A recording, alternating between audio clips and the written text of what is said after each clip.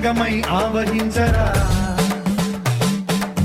ఢమఢమని డమరుక ధ్వని సలిపి చడదని వదిలించరా శ్రీవాయులింగమై సంచరించరా అణువణువున తన తనువున నిలిచి చలనమే కలిగించరా